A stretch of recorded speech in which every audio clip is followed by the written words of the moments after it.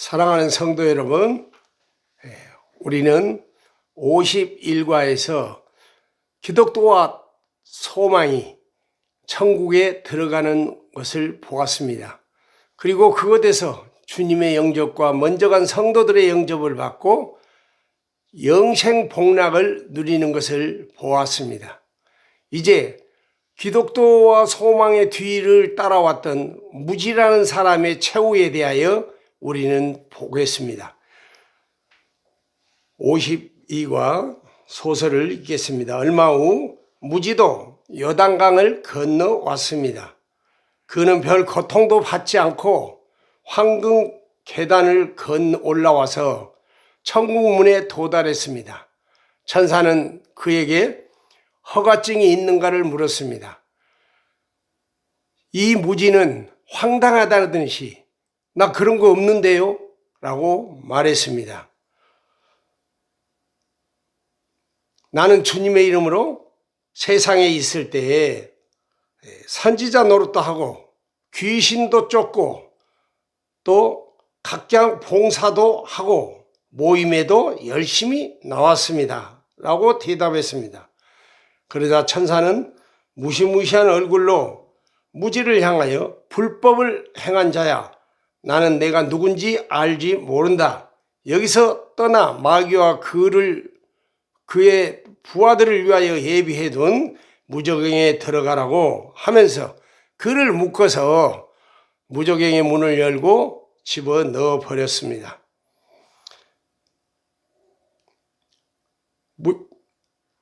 왁 하는 소리에 그 남자는 잠에서 깼습니다. 천국문 곁에 지옥문도 있구나라는 거 탄식하고 두려워하며 이제 꿈에 깨어서 자기 가던 길을 재촉했습니다. 거듭나지 못한 인생의 최후는 어떠합니까? 우리는 천국 간 사람과 지옥 간 사람의 확실한 대조를 통하여 교훈을 얻고 깨어서 근신을 해야 합니다. 무지는 앞에서 말한 대로 교회 안에서 신앙생활이라고 하고 있던 사람입니다. 그는 바로 종교 행위가 자신에게 구원을 줄 것이라고 그런 믿음을 가지고 살아온 사람입니다. 그래서 자기 열성, 즉 말하자면 종교적 자기 열성 때문에 구원을 얻는다고 생각하는 사람입니다. 그는 불행하게도 그리스도의 십자가 공로와 그 의를 덧입지 못했던 것입니다. 그는 그것에 대해서 관심이 없었습니다. 그는 그리스도의 의를 덧입지 않았기 때문에 결국은 약속의 두루마리를 가질 수 없었던 것입니다. 진짜와 가짜, 그리고 양과 염소, 그리고 알곡과 쭉정이, 이와 같이 우리 인생의 마지막에는 갈림길이 있습니다. 어린 양의 인을 맞지 아니한 자, 예수 그리스도의 십자가 공로를, 피공로를 의뢰하지 않고 덧입지 아니한 자는 지옥으로 가게 된다고 성경은 분명히 선언하고 있습니다. 성도 여러분, 우리가 세상에 살아 있을 때에는 얼마든지 회개할 기회가 있습니다. 그러나 주님의 심판대 앞에서는 다만 무서운 판결이 있을 뿐입니다.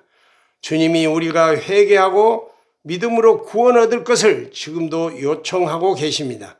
반드시 거듭나야 합니다. 그리고 죄악을 떠나 거룩한 삶을 살아야 합니다. 주님은 말씀하셨습니다. 만일 내 손이 너로 하여금 범죄하게 하거든 찍어내어 버리라. 불구자로 영생에 가는 것이 두 손을 가지고 지옥에 가는 것보다 낫다고 하였습니다. 내 눈이 범죄하게 되거든 내 눈을 빼어버리라. 한 눈을 가지고 천국에 가는 것이 두 눈을 가지고 지옥에 가는 것보다 낫다고 말씀하셨습니다. 그러므로 우리는 이 세상에 있을 때 주님의 사람으로서 모든 것을 절제하고 살아야 합니다. 우리는 교만했던 부자가 지옥에서 얼마나 고통을 받고 있는가를 그 누가복음을 통해서 그 소리를 들어보았습니다. 아버지 아브라함이여 나를 긍휼히 여기사 나사로를 보내어서 그 손가락 끝에 물을 찍어 내 혀를 서늘하게 하소서. 내가 이 불꽃 가운데서 고민하나이다 라고 고백을 했습니다. 그때 주님은 이 비유로 말씀하셨습니다. 아브라함이 가로되 너는 살았을 때 내 좋은 것을 받았고 나사로는 고난을 받았으니 이것을 기억하라. 이제 저는 여기서 위로를 받고 너는 고민을 받느니라. 이뿐 아니라 너희와 우리 사이에 큰 구렁텅이가 있어서 여기서 너희에게 건너가고자 하되 할 수 없고 거기서 우리에게 건너올 수도 없게 하였느니라라고 대답하십니다. 깨어있는 자, 영안이 열려있는 자, 들을 귀가 있는 자는 천국과 지옥이 이렇게 대화하는 것을 들어야 합니다. 주님은 우리에게 기회를 주셨습니다.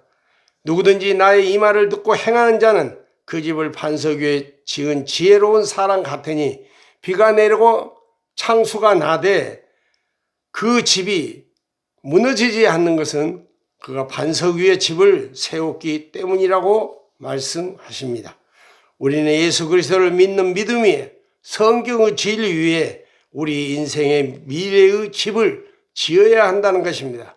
그 말씀을 따라서 천국을 가야 한다는 것입니다.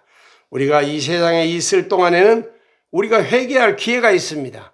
우리의 인생의 모든 잘못들을 바꿀 기회가 있다는 것입니다. 그러나 이 세상이 끝나면 다시는 기회가 없어지는 것입니다. 우리는 오래오래 기억하고 우리 영혼이 어둠에 붙잡히지 않도록 해야 합니다. 제자 중에 한 사람이 주님께 물었습니다. 주여 구원 얻는 자가 적습니까? 주님께서 대답하셨습니다. 좁은 문으로 들어가기를 힘쓰라. 내가 너희에게 이르노니 들어가기를 구하여도 못하는 자가 많으리라. 집주인이 일어나 문을 한번 닫은 후에 너희가 밖에 서서 문을 들이며 주여 열어주소서 하되 문지기가 대답하여 가로되 나는 너희가 어디서 온 자인지 알지 못하노라라고 대답할 것이라고 하셨습니다. 더 늦기 전에 주 예수를 믿으시기 바랍니다. 그리고 주 예수 그리스도의 공로를 의지하시기 바랍니다. 그리하면 당신과 당신의 집이 구원을 얻게 될 것입니다. 우리가 세상에 있을 때 주님은 우리의 변호사입니다. 그러나 우리가 죽어서 주님 앞에 섰을 때 주님은 우리의 심판장이 되십니다. 그래서 주님이 하나님의 말씀에 따라서 엄격한 판단을 우리에게 하실 것입니다. 그날에 악하고 게으른 종으로 판결받지 않도록 우리는 지금 믿고 깨어 살아야 합니다. 그리고 하나님 나라를 위하여 열심히 힘써 일하자는 것입니다. 천국문 옆에 지옥문이 있는 이유는 우리로 천국문에 들어가기까지 깨어 있을 것을 경계하는 것이며 믿음의 싸움은 천국에 들어가기까지 계속 끝까지 싸워야 한다는 것을 말씀해 주고 있습니다. 사랑하는 성도 여러분, 인생은 잠시 잠깐의 꿈과 같습니다.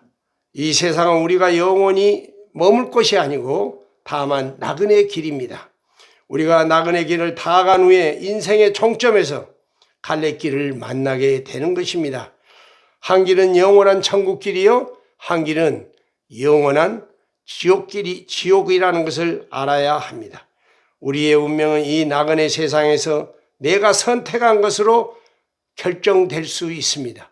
그러나 우리가 죽은 다음에는 우리가 그 길을 선택할 수 없고 우리 주님이 심판장이신 우리 주님이 우리의 미래의 길을 선택해 주시고 지정해 주실 것이라는 것입니다. 하나님은 여러분들을 사랑하십니다. 그리고 믿음의 싸움에서 끝까지 분투하여 최후 승리 얻을 것을 요구하고 바라시고 또 기도하고 계십니다.